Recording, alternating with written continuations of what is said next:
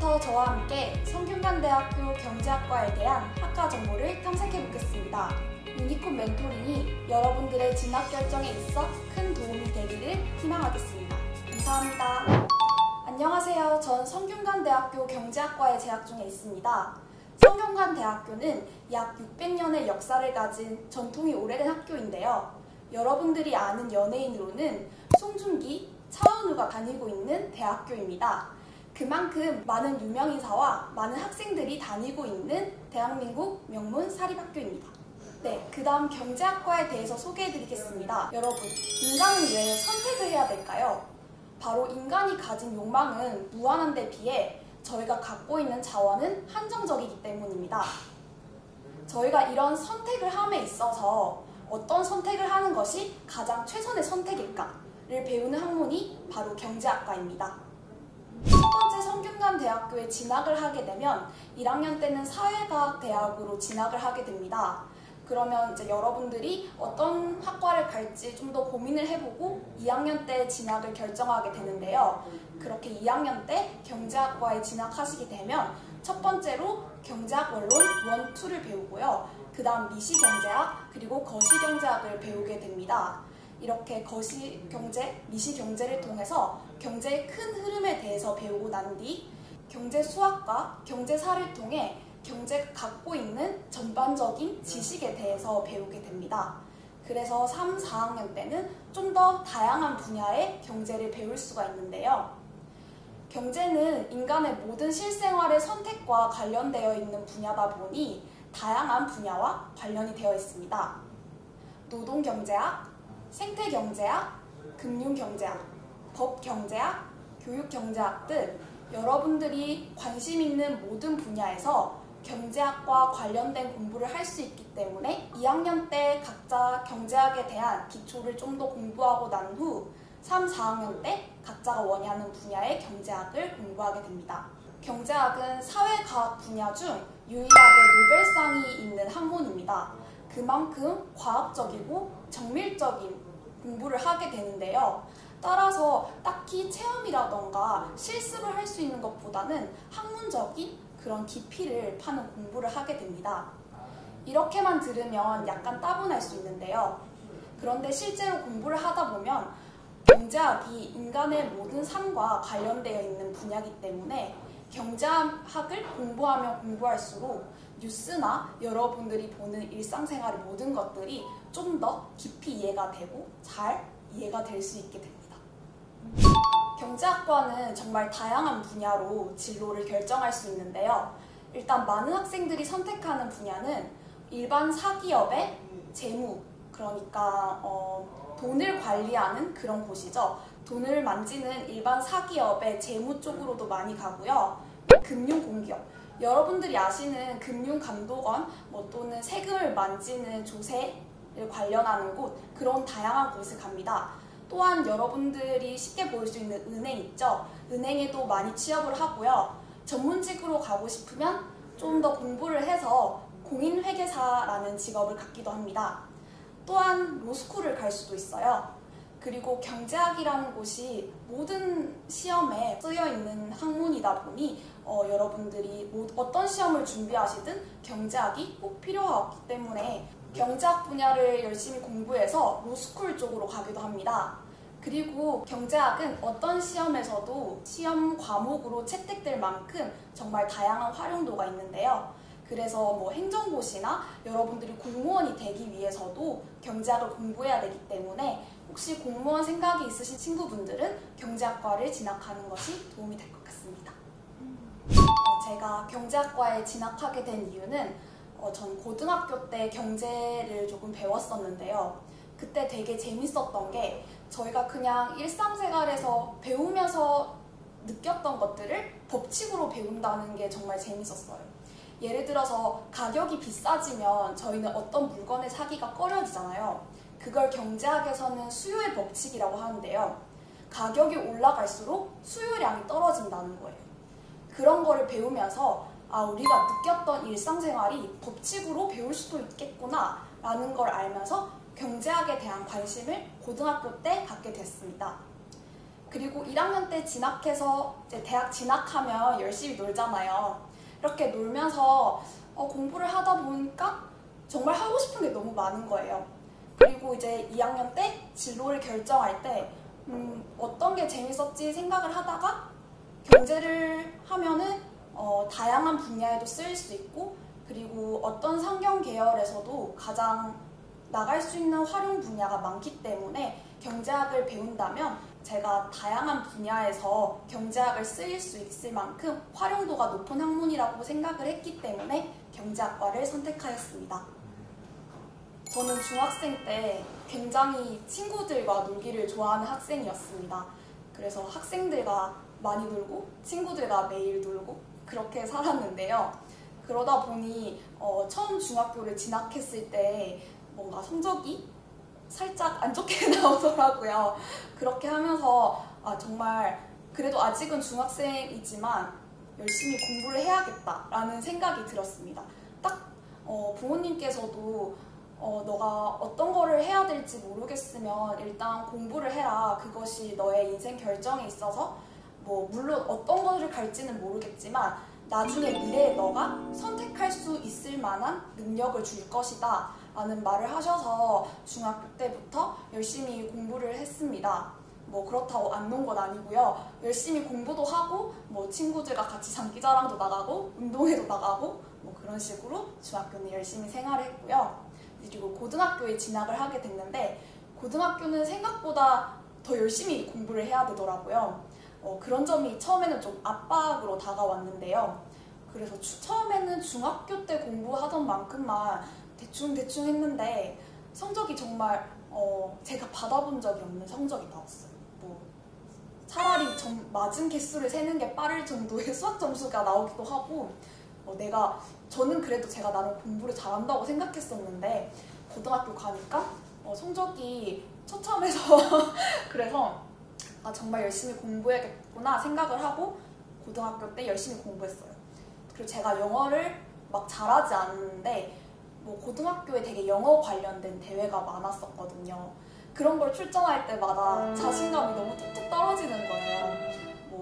저는 그래도 열심히 중학교 공부해서 왔는데 되게 저보다 잘한 친구 너무 많고 그리고 너무 못하고 이러니까 자존감이 떨어졌는데 그래도 할 수 있다 라고 생각을 가지고 주변 친구들한테 물어보고 저 친구도 하는데 나도 할 수 있어 라고 생각을 하면서 계속 했던 것 같아요. 그렇게 하면서 학과 공부도 물론 열심히 했지만 다양한 활동들을 했어요. 자기소개서에는 여러분들이 앞으로 진학할 때 도움이 되는 게 한 3가지 정도 활동을 고등학교 3년 다니면서 하겠다라고 정해놓고 어떤 활동을 할지 미리 정해두는 것도 굉장히 좋은 방법이에요. 그렇게 저는 1학년 때는 어떤 대회를 나가고 2학년 때는 학교에 어떤 교내 활동을 나가고 이런 거를 선택을 해서 여러 가지 활동들을 나가봤거든요. 물론 떨어지는 경우가 훨씬 더 많았어요. 저보다 잘하는 친구들이 더 많으니까. 그래도 2학년 때 어떤 활동의 대표로 뽑히게 돼서 학교 대표로 말도 해보기도 하고 그런 식으로 자신감을 늘려나갔습니다. 그리고 3학년 때는 정말 열심히 공부했어요. 왜냐하면 1년밖에 안 남았고 제 인생을 선택할 수 있는 기회라고 생각이 들어서 정말 열심히 공부했고요. 하루에 아침에 7시에 기상을 해서 밤에 1시에 자는 생활을 계속 하면서 살았는데 저만 그런 게 아니라 제 친구도 다 그렇게 살았고 여러분들도 충분히 할 수 있습니다. 그렇게 열심히 공부를 해서 그리고 저는 수시 전형으로 입학을 하게 됐어요. 성균관대학교 수시 전형으로 들어가서 그 전형은 자기소개서와 학생부를 보고 판단을 하고 면접은 따로 보지 않는 전형이었고요. 그래서 자기소개서를 여름방학 동안 1달 정도 투자해서 쓰고 정말 다양한 사람들에게 보여줬습니다. 어머니, 선생님, 친구들한테 보여주면서 1달 동안 검토를 하면서 자소서를 고쳐나갔고 정말 마음에 드는 자소서가 완성이 되어서 그 다음에 학생부도 열심히 제가 했던 활동들 기록해 나가고 해서 성균관대학교에 합격할 수 있게 되었습니다.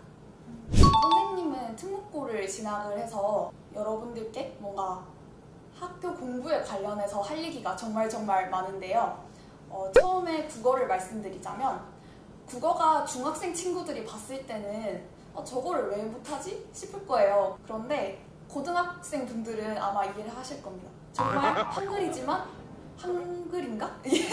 내가 이해를 할 수 있는가? 라는 그런 지문들이 정말 길게 빼곡히 이렇게 있거든요. 국어를 일단 잘하려면은 중학생 친구들은 책을 일단 많이 읽으세요. 선생님이 후회하는 거는 중학교 때 책을 정말 많이 읽지 못했어요. 친구들이랑 노느라고. 그래서 고등학교 다니면서도 후회했었거든요. 책을 진짜 많이 읽어야겠다. 책을 읽으면 이제 큰 지문을 충분히 이해할 수 있는 능력이 쌓이기 때문에 중학생 친구들은 그렇게 하시는 게 좋을 것 같고요. 고등학교 친구들은 아침에 저는 8시부터 자습을 시작했었는데 그때마다 20분 정도 한 지문씩 국어 지문을 하루를 공부를 했어요. 그렇게 공부를 시작하면서 아침에 뇌를 깨우는 훈련을 했고요.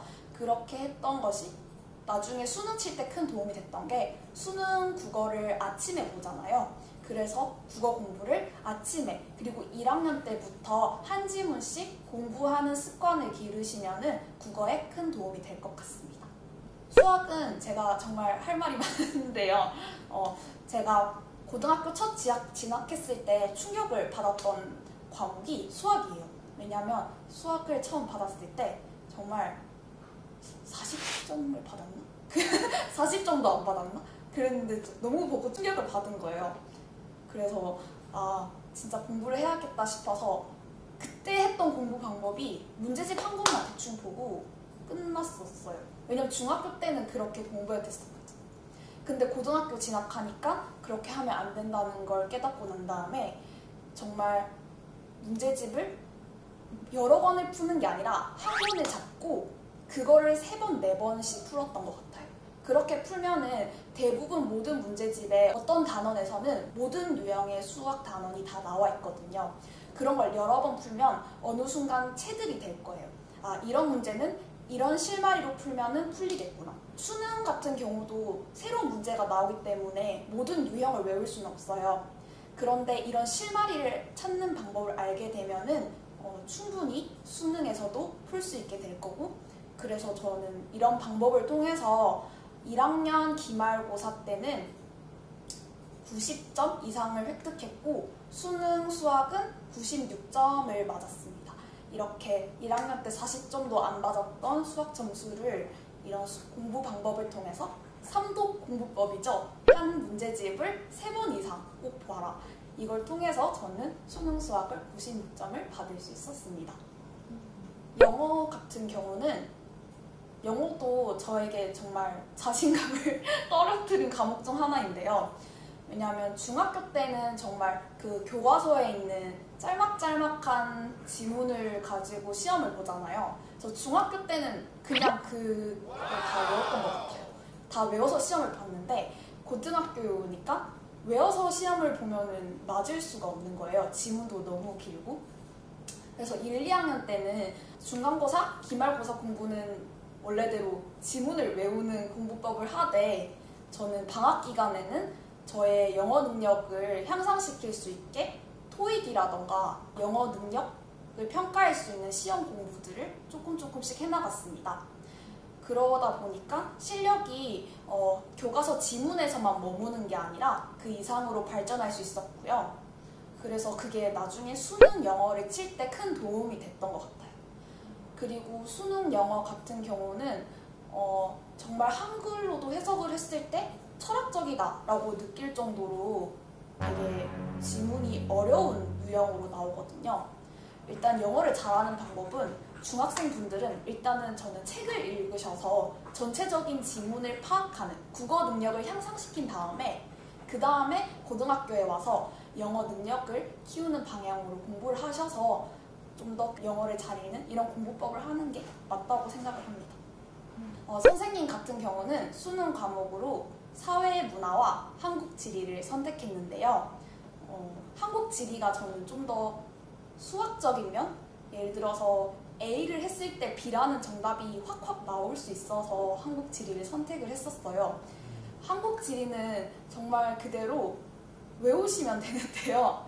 이 외울 때 좋은 점이 뭐냐면 한국 지도를 펴놓고 이 지도의 지역을 빨간 펜으로 표시를 하면서 이 지역에는 어떤 지역 이런 식으로 표시를 하면서 큰 그림으로 보시는 게 좋아요.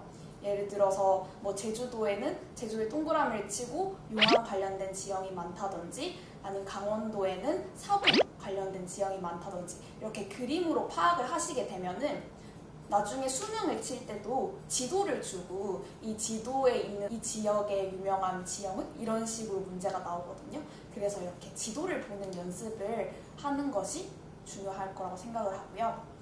사회문화 같은 경우는 이것도 글을 잘 읽는 게 중요합니다. 표를 빨리 보고 잘 해석하는 능력이 중요하기 때문에 이것도 국어 능력을 키우는 것이 이제 사회문화 능력을 키우는 것도 같은 맥락이라고 생각을 해요.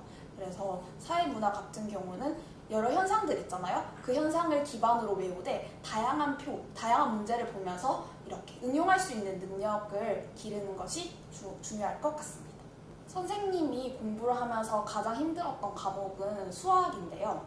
아무래도 수학은 정말 잘하는 천재들이 학교에 한 명씩은 있잖아요. 저는 이걸 아무리 봐도 정말 모르겠는 거예요.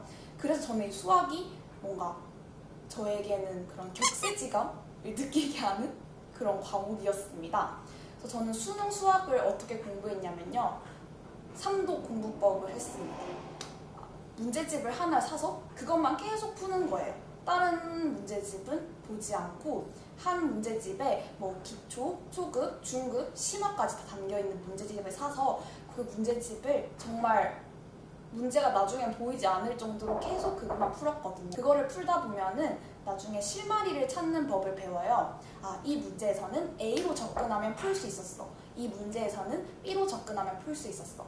이런 식으로 실마리를 찾는 연습을 하게 되면은 수능을 가서도 새로운 유형의 문제를 맞닥뜨렸을 때 어떤 실마리는 다 똑같이 적용이 되거든요. 그 실마리를 적용해서 풀면 되고 이런 공부법으로 1학년 중간고사 때 40점도 못 맞았던 성적을 수능 수학 때 96점을 받을 수 있었습니다. 선생님은 성균관대학교 수시 전형에 합격하기 위해서 자소서를 정말 열심히 썼습니다. 아무래도 그 전형이 면접이나 수능을 보지 않고 자소서와 학교 생활로 판단을 하기 때문에 자소서와 학생부가 저희 주력으로 저를 어필할 수 있는 수단이라고 생각을 했어요. 그래서 자소서를 정말 여름방학 내내 썼던 기억이 있는데요. 처음에 여러분들이 자소서를 쓰시면 나를 어떻게 소개를 해야 되는 거지? 이렇게 갑자기 궁금증이 생길 수도 있어요. 왜냐하면 한 번도 생각하지 못했던 나라는 존재를 대학 사정관들에게 알려야 하기 때문에 정말 이게 어렵거든요. 그래서 이거를 처음 시작할 때는 선생님은 일단 무조건 적으라고 하고 싶어요. 예를 들어서 어떤 지문이냐면 여러분들의 장점과 단점에 대해서 논해보세요 라는 지문이 있어요. 가면 내 장점과 단점을 생각을 해보는 거예요. 그래서 형식을 구애받지 않고 계속 씁니다. 쭉 쓰고 나면은 정말 엉망이긴 하지만 그래도 어떤 요점인지 내가 어떤 장점과 단점을 갖고 있는지는 크게 맥락적으로 보여요. 이제 그 키워드를 가지고 다시 쓰기 시작하는 겁니다. 자소서에서 또 중요한 거는 두괄식으로 적어야 돼요. 이 두괄식이란 뭐냐? 중요한 걸 앞에 써야 한다는 거예요. 예를 들어서 선생님의 장점을 말할 때 선생님은 자신감이 높습니다를 어떤 예시를 적고 그래서 저는 자신감이 높습니다가 아니라 처음 시작할 때 전 자신감이 높은 사람입니다 를 시작으로 그 다음에 예시를 써가는 거예요. 왜냐하면 입학사정관님은 여러분들과 같은 자소서를 수천 개 이상을 봅니다. 그렇기 때문에 아무래도 자신이 말하고 싶은 거를 제일 먼저 써야 입학사정관님이 그 글을 이해하면서 읽어갈 수 있기 때문에 그 점이 가장 중요하다고 생각을 합니다. 두괄식으로 쓰고 그 다음에 여러분들이 쓰고 싶은 내용을 형식에 구애받지 않고 쭉 쓰기, 이 두 가지를 이용해서 한다면 자소서를 잘 쓰실 수 있을 것입니다. 저는 방학에는 꼭 수학을 다음 학기 거를 예습을 했었는데요. 아무래도 수학이라는 과목이 제일 이해하기가 어렵다 보니 방학 기간에 예습을 하는 것이 가장 여러분들이 수학을 효율적으로 공부할 수 있는 방법입니다. 방학에는 수학을 다음 학기 거를 미리 예습을 하고 영어 같은 경우는 토익이나 그런 영어 능력을 평가할 수 있는 시험을 꾸준히 응시를 했었습니다.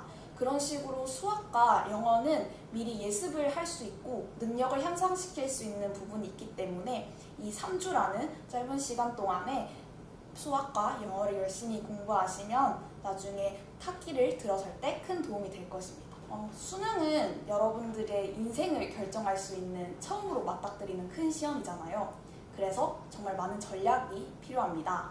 첫 번째, 수능을 저는 2주일 전부터 수능 스케줄과 맞춰서 생활을 했어요. 수능 스케줄에 맞춰서 공부도 했고요. 그래서 아침에는 국어, 점심에는 수학, 저녁에는 영어 이렇게 수능 시간표대로 사는 패턴을 약 2주 전부터 가졌습니다. 그렇게 가졌고요. 수능 당일에는 제가 어디서 글을 봤는데 약 3시간 정도 잠에서 깨어나야 그때부터 뇌가 활성화된다는 말을 들었습니다. 그래서 수능 국어가 8시부터 시험을 보는데 저는 그 당일에 새벽 5시부터 깨어났었어요. 그래서 그때부터 일어나서 딱히 공부를 하진 않았지만 머리에는 안 들어오거든요. 왜냐하면 너무 떨리기 때문에. 그런데 여러분들이 이때 동안 정리했던 어떤 국어 지문 같은 거를 한번 보거나 아니면 여러분들이 평소에 어려워했던 국어 비문학 지문 있잖아요. 기출 지문을 하나를 뽑아서 그거를 아침에 일어나서 읽고 시험을 보러 갔습니다. 아무래도 그렇게 하면은 뇌가 좀 더 빨리 잘 돌아가더라고요. 수능 당일을 위해서 여러분들이 공부했던 문제집에 어려웠던 내용을 하나하나씩 추려가야 됩니다. 당일날 모든 과목을 보는 건 불가능하고 할 수도 없어요. 그렇기 때문에 여러분들은 약 한 달의 기간 동안 여러분이 풀었던 문제집 여러 가지 하지 마시고요. 한 과목당 한 문제집을 선택해서 여러분들이 계속 틀리셨던 문제만 체크 표시를 해두는 거예요. 하나 틀렸던 거는 표시, 2개 틀리면 체크를 2개, 3개 틀린 거는 체크를 3개 해서 마지막에는 3개 틀렸던 것만 볼 수 있게끔 내가 왜 틀렸는지 파악할 수 있게끔. 그래서 시험 전날 말고요. 둘째 날에 선생님은 이 모든 과목을 한꺼번에 다 봤었습니다. 어떤 과목을 왜 틀렸는지. 그런 식으로 파악하면은 하루에 모든 과목을 볼 수 있어요. 왜냐하면 여러분들이 이미 한 달 동안 다 추려놨기 때문에 한 과목을 보는데 몇 시간도 안 들거든요. 그런 식으로 정리를 했고 수능 전날에는 공부가 되지 않습니다. 제가 공부를 해봤는데 정말 공부도 안 되고 집에 가는 친구들도 너무 많고 각자의 컨디션을 생각해야 되고 또 수능 전에는 미리 수능을 치는 고사장을 가볼 수 있어요. 그 고사장을 가야 하기 때문에 시간도 안 되고요. 그래서 수능 당일엔 무언가를 공부해야겠다는 생각보다는 마음을 릴렉스하고 수능 고사장을 가서 어떤 시험장인지 확인을 하고 집에 돌아와서 저는 새벽 5시 일어나야 했기 때문에 저녁 8시부터 잠들려고 노력을 했었습니다. 비록 눈을 감아도 잠이 오진 않았지만 그래도 자려고 노력을 했고요. 그래서 총 8시간의 숙면을 취하려고 노력을 했던 것 같습니다. 선생님이 학창시절에 갖고 있던 고민은 친구 문제가 있었습니다. 한 반에서 저를 싫어하는 친구가 있었어요. 그래서 저는 너무 스트레스를 받았거든요.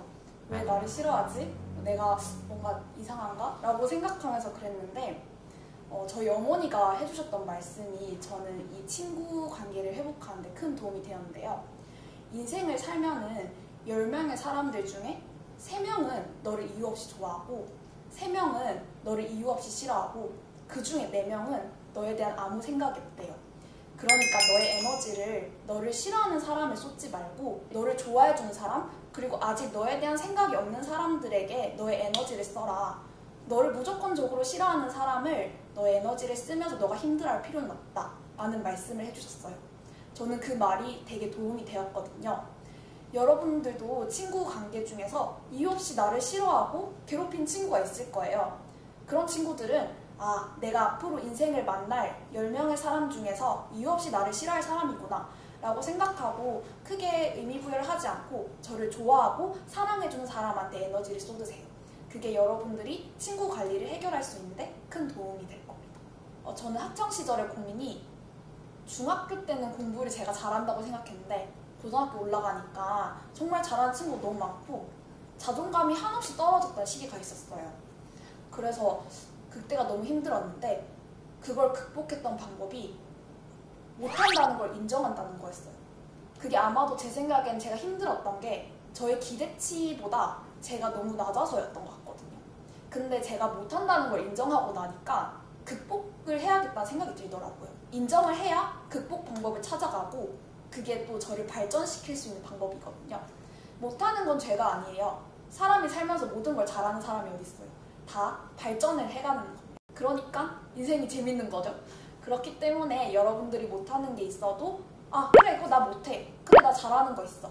이렇게 생각을 하거나 아 그래 나 못해. 그래도 열심히 해볼 거야 라는 생각으로 도전을 하게 된다면 결국에는 어떤 거를 원래부터 잘하는 사람보다 더 잘할 수 있게 되고 더 흥미를 갖게 되고 오히려 그 사람보다 훨씬 더 많은 것을 알게 될 겁니다.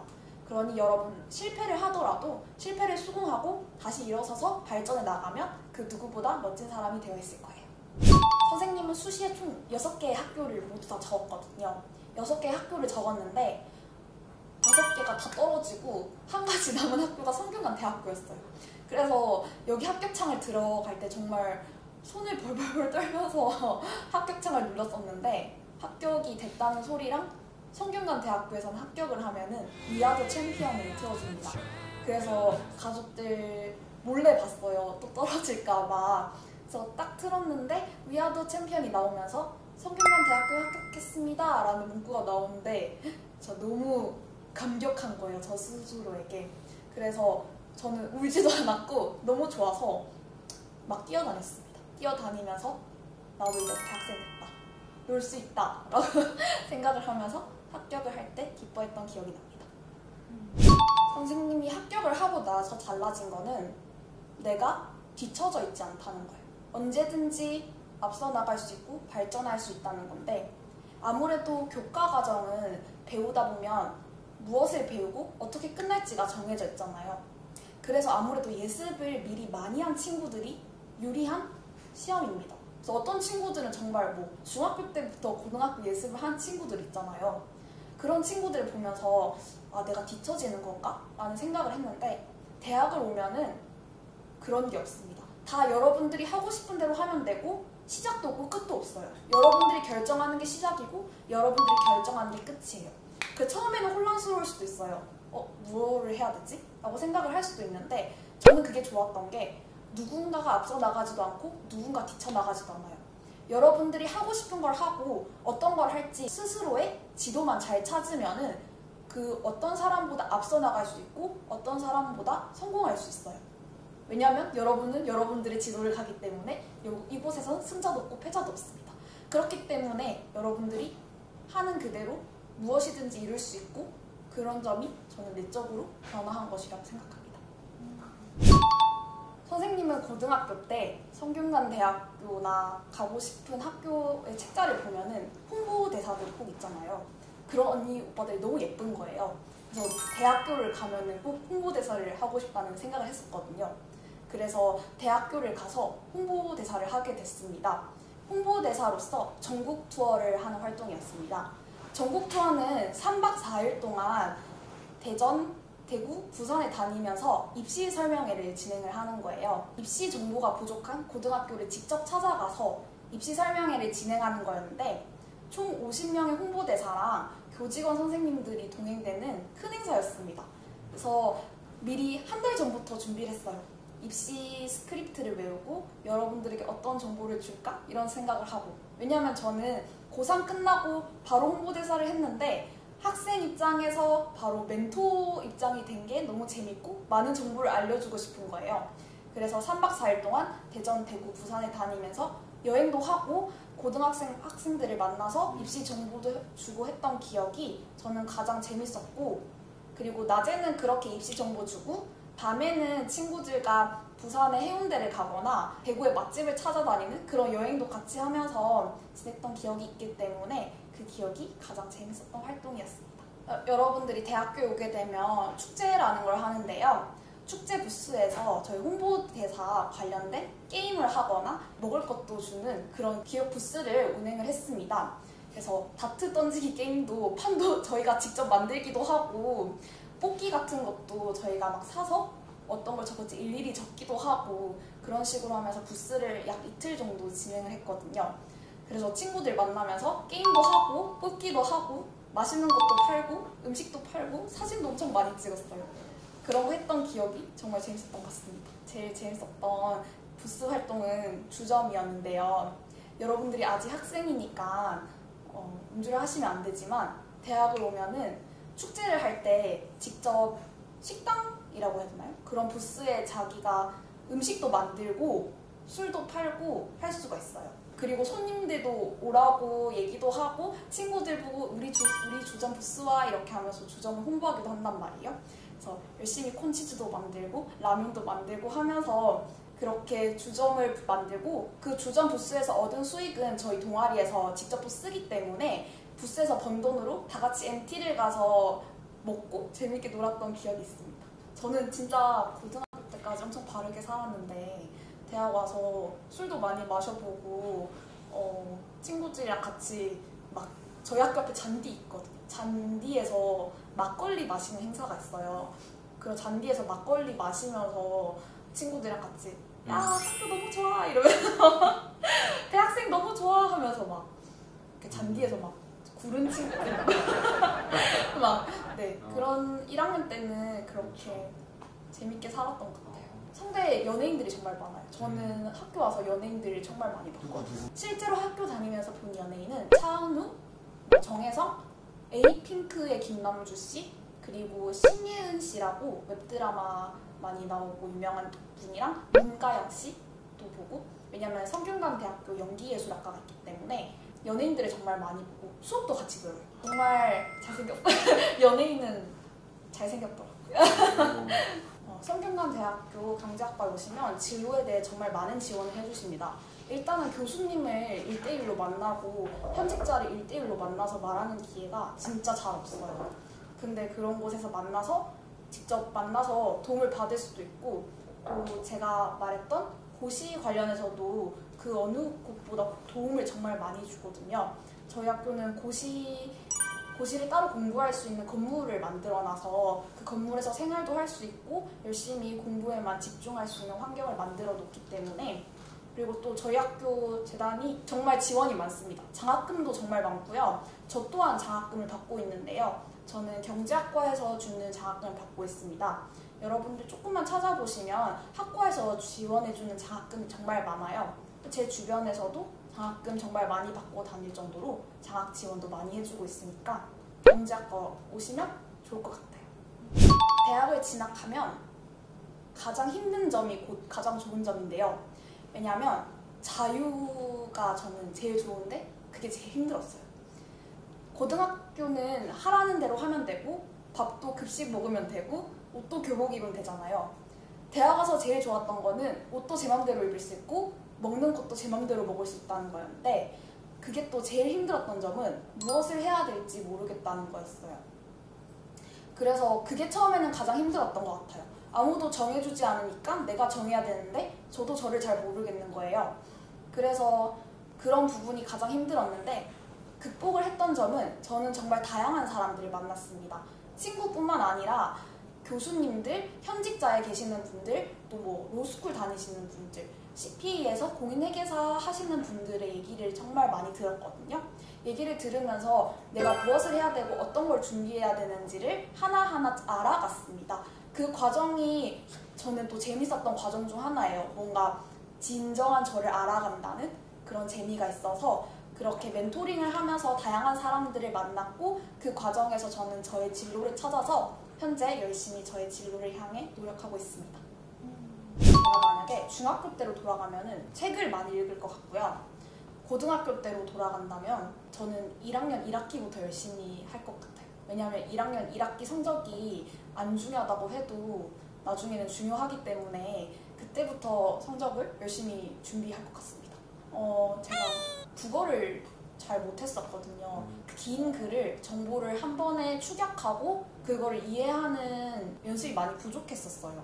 근데 그게 아무래도 중학교 때부터 예전부터 글을 많이 읽어온 학생들이 그런 걸 잘 하더라고요.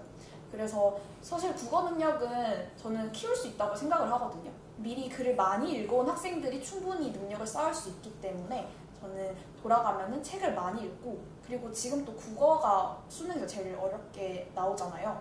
그렇기 때문에 저는 많이 글 읽을 것 같습니다. 저는 오히려 너무 내가 한 달에 몇 권을 읽겠어 이렇게 정하는 것보다는 관심 있는 분야의 책을 사서 그냥 재미로 읽어보는 게 좋을 것 같아요. 내가 이만큼 읽겠다라는 약속을 하고 이렇게 돼버리면은 책을 좋아하는 친구는 가능할지 모르겠지만 책을 별로 안 좋아하는 친구들은 이게 숙제인가? 라는 생각을 할 수도 있거든요. 그렇기 때문에 애초에 제가 책을 읽으라는 것도 글에 대한 재미를 붙여라는 느낌으로 말을 한 거기 때문에 그냥 여러분이 좋아하는 분야에 대한 책을 너무 많이는 안 읽더라도 적어도 한 달에 한 권? 두 권 정도는 읽으시면은 크게 공부에는 영향받지 않으면서 여러분들의 지식을 쌓을 수 있을 겁니다. 책을 싫어하는 친구들은 신문을 읽는 걸 추천을 할게요. 선생님도 책을 좀 읽는 게 꺼려져서 신문을 읽었는데 아무래도 신문은 여러분 일상생활과 맞닿아 있잖아요. 하루에 어떤 뉴스가 나왔고 무엇이 터졌고 또 이게 저와 직접적인 연관이 되기 때문에 신문을 아침 자습이 끝나고 한 20분 정도 선생님이 조례를 하는 그런 시간이 있는데 그 시간에 잠깐 읽었던 것 같아요. 저는 진학에 대한 꿈은 이루었지만 저는 이게 이제 시작이라고 생각을 해요. 그래서 또 제가 대학 와서 생각했던 꿈은 공인회계사입니다. 공인회계사 여러분들 아직은 익숙하지 않을 수 있는데요. 회계사라는 직업은 일종의 자본주의의 의사 같은 거예요. 그냥 의사는 사람들이 치유할 때 회복시키는 역할을 하지만 공인회계사는 기업이 있으면 기업을 이 부분을 잘라서 이 부분을 살리고 이 부분을 합치고 이런 일을 하는 사람들이거든요. 그런 일을 하고 싶다고 생각을 해서 공인회계사가 되기 위한 공부를 했습니다. 공인회계사가 되려면 CPA라는 시험을 합격을 해야 되는데요. 그래서 현재 1년간 CPA 생활을 하면서 또 열심히 고등학생처럼 공부를 했고요. 그래서 현재 1차를 합격한 상태이고 이제 2차 공부를 열심히 하고 있는 상태인데 공인회계사가 되기 위해서 아직까지 이렇게 열심히 공부를 하고 있고 한 3년 내에는 회계사가 되어 있지 않을까요? 네. 그리고 저는 또 회계사가 된다면은 정말 그냥 회계사에서 끝나는 게 아니라 다양한 증권의 일을 해보고 싶습니다. 지금 현재 미래 산업이 너무 급변하고 있고 이 점이 회계사에게는 정말 좋거든요. 왜냐하면 변하는 금융에 있어서 가장 선도하고 어떻게 해야 될지를 지휘해야 되는 사람들이기 때문에 공인회계사의 수요가 엄청나게 늘고 있습니다. 그래서 회계사로서 일을 하면서 한국의 금융 그리고 더 나아가서 선생님은 월스트리트에서 한번 근무를 해보고 싶어요. 그게 저의 마지막 꿈이긴 한데 한번 그곳에서 근무를 하면서 세계적인 금융을 지도하는 선두자로서 일을 해보고 싶습니다. 경제학이 아무래도 회계사 과목 중 큰 분야 중 하나이기 때문에 회계사를 준비하는 친구들이 많습니다. 과목이 총 5과목이 있고요. 회계, 세법, 경제, 상법, 그리고 재무관리, 경영 이 분야가 있어요. 5가지 과목을 공부하시면 돼요. 영어는 회계사가 되면은 영어를 잘하면 되게 좋거든요. 왜냐하면 영어를 잘하시는 분이 별로 없기 때문에 그래서 영어를 잘하는 사람을 엄청 우대해줘서 여러분들이 지금부터 영어를 많이 공부를 하시면은 회계사가 아니더라도 어디를 갈 때든 영어 잘하는 사람은 다 우대를 해주기 때문에 영어 공부를 잘하시면 좋을 것 같아요. 회계사가 되면 회계법인에서도 일할 수 있고 뭐 금융감독원에서도 일할 수 있고 일반 사기업에서도 일할 수 있고 회계라는 능력을 쓰는 일이기 때문에 어디서든 다 일할 수 있습니다. 끝까지 해야 되는 것 같아요. 중간에 포기하지 말고 시험이 1차 시험은 2월에 있거든요. 여러분들이 하는 1년간의 시험은 그 1월과 2월 2달을 위한 겁니다. 그래서 수능도 물론 재수생이 있고 N수생이 있긴 하지만 고시는 정말 처음 진입하는 신입생보다 재수생, N수생이 훨씬 많은 시험이기 때문에 처음 들어가면은 내가 못하는구나 생각이 들기도 하고 슬럼프에도 빠지기도 하는데 그런 슬럼프에 빠지시기보다는 그냥 이게 과정이구나, 다른 사람도 다 그랬구나 라고 생각을 하면서 쭉 하면은 저도 정말 못하다가 1월, 2월에 성적이 갑자기 올랐거든요. 그 마지막을 위해서 끝까지 공부하는 거라고 생각하셔야 될 것 같아요. 왜냐면 공부를 해도 양이 너무 많아서 2주만 안 보면 까먹거든요. 그 정도로 많아서 마지막에 보았던 게 다 까먹다가 어느 순간 머리에 들어와 있어서 그게 마지막에는 축적이 되더라고요. 경제학과를 진학하려는 학생들에게 도움이 돼주고 싶은 말을 하자면 일단 수학을 열심히 공부하면 좋을 것 같습니다. 아무래도 수학적인 능력이 필요하고 표도 많이 분석을 하기 때문에 수학을 잘하는 게 중요하고요. 그리고 신문을 읽어보면은 경제학적인 부분이 정말 많이 있어요. 요새 코로나 터지면서 코로나 팬데믹이라는 단어가 있을 정도로 경제학적으로 정말 큰 변화가 일어났는데요. 그런 신문들을 읽으면서 전체적인 경제학 흐름이 어떤지 파악하는 것도 경제학을 미리 선행하는 데 있어서 도움이 될 것 같아요. 그리고 그냥 모든 진학을 준비하는 학생들에게 해주고 싶은 말은 열심히 하면은 됩니다. 이미 몇십만 명의 사람들이 해냈어요.